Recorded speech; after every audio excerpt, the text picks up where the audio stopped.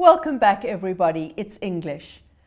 A big shout out to Liberty. They've been in education in South Africa for over 30 years, and it's due to them that we have this program. Please would you download the Tenfold Education app. There is so much there that you will find very useful. And would you follow us on YouTube at Mindset Learn. We've been looking at how to answer paper 2, and I want to talk a little bit specifically about the drama question. So there are 5 drama texts, 2 of them in FAL and 3 of them in home language. My focus is on FAL, but some of what I'm saying is important also for home language. FAL students will get a match a description from column B with the name in column A. Please would you practice that. Go over past papers, write down all the names of the characters in your text, and then be able to describe them. So this person is a medical doctor, this person is something else. Then you will get a setting question. And what did we say earlier? Setting is both time and place. Please remember that. You will also get questions on attitude, irony, character, motivation. I want to look at these key words and talk about how you answer it. An attitude is a feeling. I always draw this as 2 people or a person and a thing. So this is my apple. This is my apple. So an attitude is how do I feel about a person, about a thing. You could draw a setting. Oi.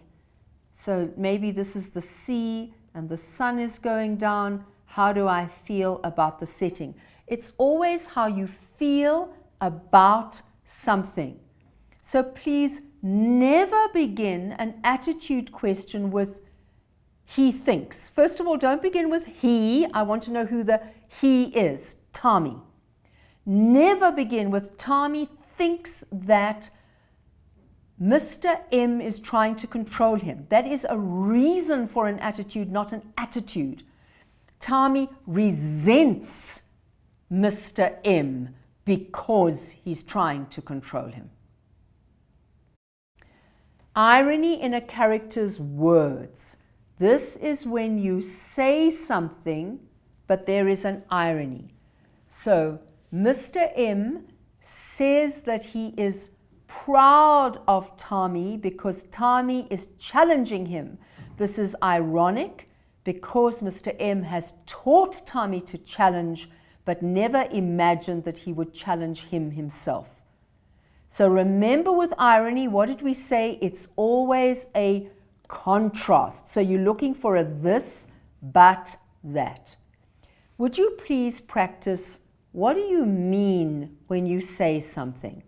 So you might say something and you might mean exactly what you say, or you might mean something else. So look at meaning. Is it obvious? Or is there something which is implied? Something which you're not stating, but it's there, understood. Please work on motivation. Your motivation is why you do something. So I've given you 2 questions from past papers. So look at how the questions are asked, and you must be able to tell me why people do what they do. You might be asked, who does something? So you need to know your text really well, and back to where we began, that you need a thorough knowledge of the content of your texts. So who does this or who says this? Then if we look at level 3 questions, these are typical questions. They often ask you to identify a figure of speech. Then they ask you, why is the figure of speech relevant? So let us say it is personification. When they use the word relevant, they actually mean, why is it effective? I do not know why the examiners have chosen the word relevant, but this is the word that they have now decided to use in the examinations. But you mustn't answer relevant, you must answer effective. Look at the memos, go through past papers, you will see the examiners are not answering why it's relevant. They're answering why it's effective. So if I am describing somebody's hands and I describe them as claws, why is that effective? What am I saying about the shape of those hands? What am I possibly suggesting about the personality of the character that I'm suggesting they are like claws? Then we've talked about tone, and we've talked about how difficult tone is. But you must look at the tone a character would use, and then you have to give me a reason for that tone. This would require really understanding what is going on in the text that you've studied.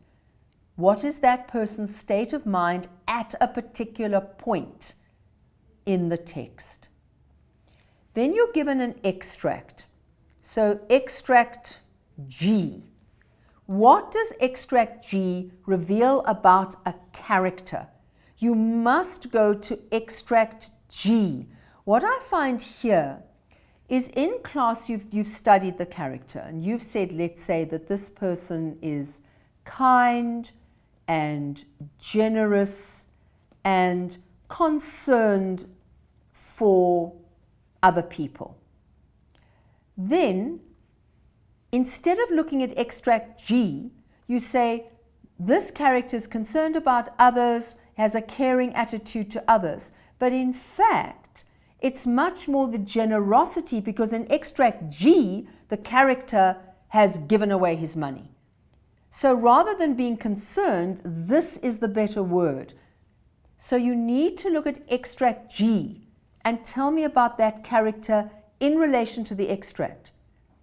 I'm not asking you necessarily give me an example from somewhere else in the text. So please check, am I referring to the extract?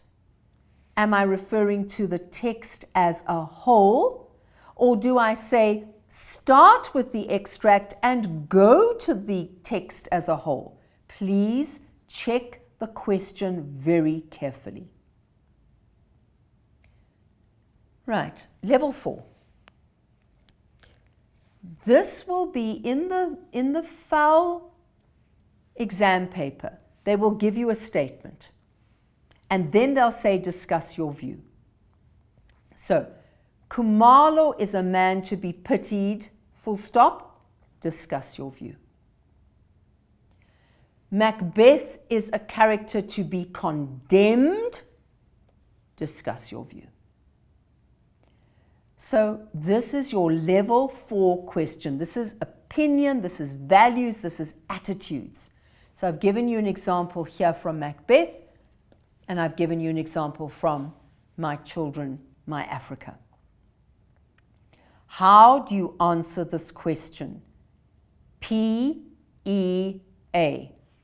Now remember, with the P, you don't just say Macbeth deserves his final fate. Tommy is justified when he becomes disillusioned. You've got to make a point, and that point must be your own point. So Macbeth deserves his final fate because. Tommy is justified when he becomes disillusioned with school because. That's your point. So you turn the statement into your P, your point. Then you give me evidence, and then you give me evaluation or explanation. You give me evidence, and you give me analysis or discussion. Now we come to the director question. It creates such difficulty, and it really shouldn't. So this is a FAL question. If you were the director, what would you tell the actor to do when saying this line? So they want to do, and they want two actions. It doesn't matter how silly or foolish you think the actor would actually look doing those actions. Just give me two actions. So saying the line, let us imagine that this is Isabel and she's really frustrated with Tommy. So what would she do? So you say she'd raise her hands with the fingers and then she would shake her fist at him. Now, you might imagine if the actor actually did that in the play, the audience would start laughing. It doesn't matter. So if Macbeth is feeling guilty and you say he would clutch his head and he would pace up and down, just write that. Give me two actions. It doesn't matter. They're looking for two actions. What I have not been able to get as an answer, either from the home language examiners or the FAL examiners, is if I said I would ask the actor to stand dead still with his arms still at his side and deliver the lines, is that okay? They won't answer me. But think how often in a play, when Tommy is addressing the audience, there's some moments, remember when he's talking directly to the audience, you don't want him doing anything. You just want him looking. So maybe turning his head slightly. But otherwise, soliloquies, Macbeth, when he says tomorrow and tomorrow and tomorrow, what do you want him doing? Going, tomorrow and tomorrow. No, that would be ridiculous. He's got to say tomorrow and tomorrow and tomorrow. You don't want him moving. You want to listen to the lines. Anyway, so I haven't got an answer to that yet. So maybe one day they'll answer me. If you are home language, you've got to have one action and you've got tone of voice and you've got to have a reason. Two actions for first additional language. Just do it. Right. Level 5 question for first additional language, they will say, discuss this theme with reference to particular characters.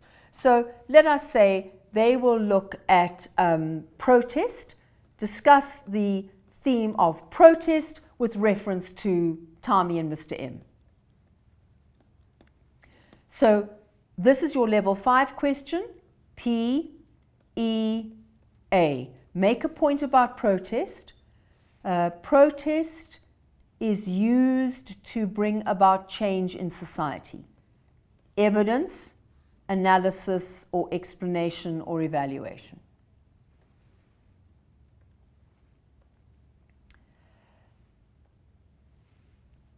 If you have chosen to do the poetry question, you have to know your poems absolutely thoroughly, inside out. The key word is you really have to study. And there are a number of poems, and you've got to know them all in huge detail with their different characters and themes and language and everything else. So where should you start? Start with vocabulary. So go through every single poem, reread the poem. Can I explain the meanings of every single word in the context of the poem? And some of the poems are quite tricky. You need to make sure that you understand them very, very carefully. Right, then you look at why. Why this word and not that word? If I have the lake water lapping, with a low sound. Why the word lapping? What does lap mean? Then you've got the lake water lapping with a low sound. Obviously, one reason is the alliteration. But why lapping? Why not leaping? Why not laughing? What does low mean with a low sound? You've got to go through all the words of the poem. I know that's a lot of effort, but it's got to be done. You must look at punctuation. What is there and what is not there. Then we come to imagery. You are going to expect figures of speech in the exam, in all the sections, but especially in the poetry. And then this has become a big issue. They will mark that wrong. So I've started to say to my students, I smile when I see that I have spelt simile correctly. I smile when I have spelt it correctly. Right, so you've got to get that right. There's now starting to say, no, they just won't. So you need to go through all your figures of speech. The obvious ones are simile, metaphor, and personification for comparison. For your sound devices, rather than figures of speech, your sound devices, alliteration, onomatopoeia, and assonance. Onomatopoeia, I go on, o, mat, o, p-o-e-i-a. I usually clap.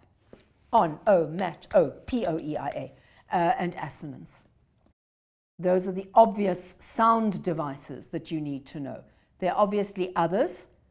Look at each poem. What's in this poem? What do I know? What do I have to know about this poem? You must look at structure. So if you have free verse, you must know what that is. If you have a sonnet, you must know what that is. When you're looking at structure, look at rhyme.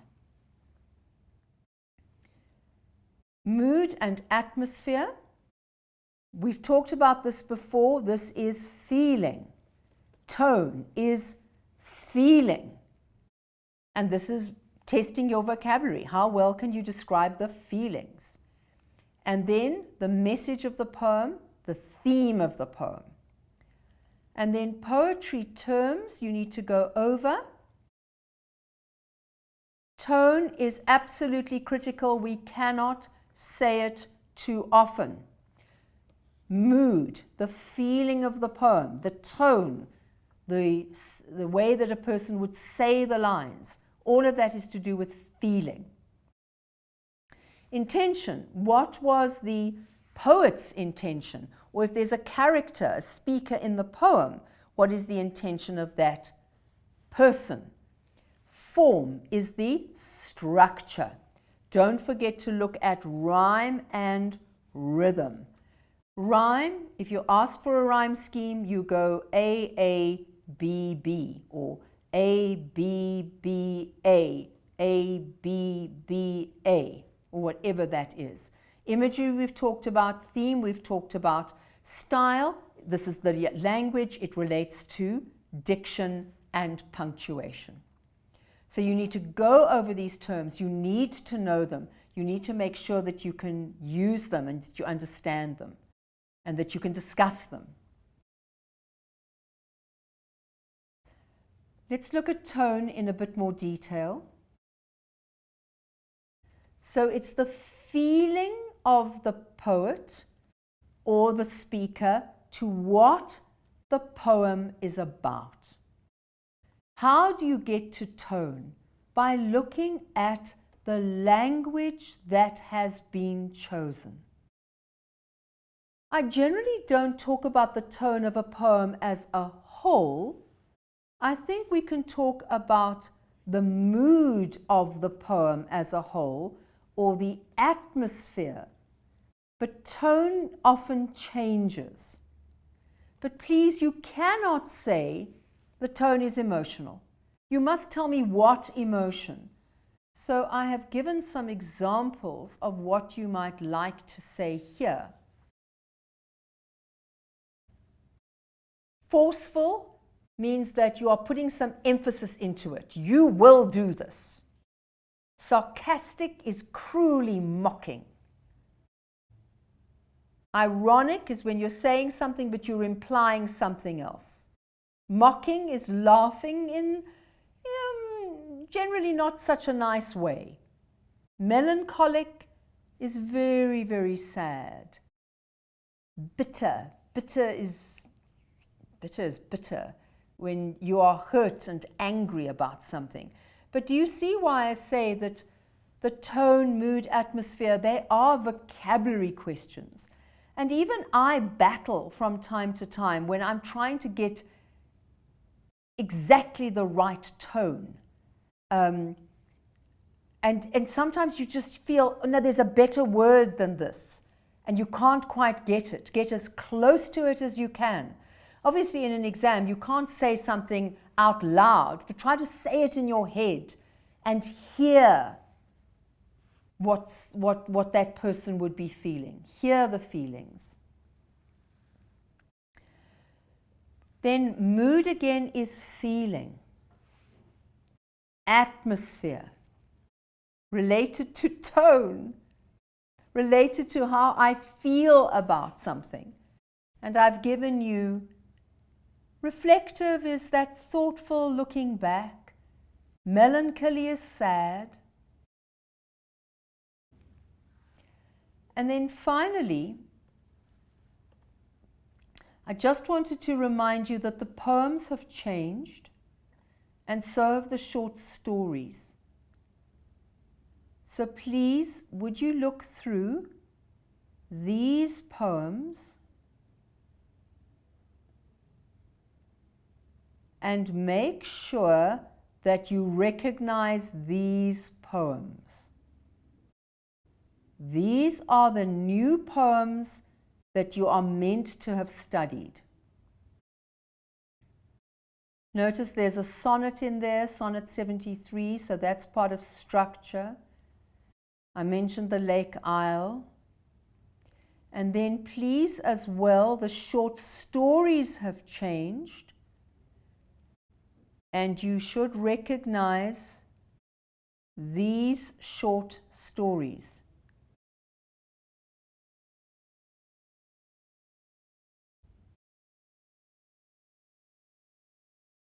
And the same sort of thing that we were saying with the poetry is that the short stories are challenging because you've got, in the same way that you've got 10 poems with 10 different themes and ideas and 10 sets of language, you have got 8 stories. And all of those stories will have their own themes, ideas, characters that you're going to have to spell correctly and all of that. I wish you good studying and enjoy your poetry, your drama, your novel, your literature. From me, bye-bye.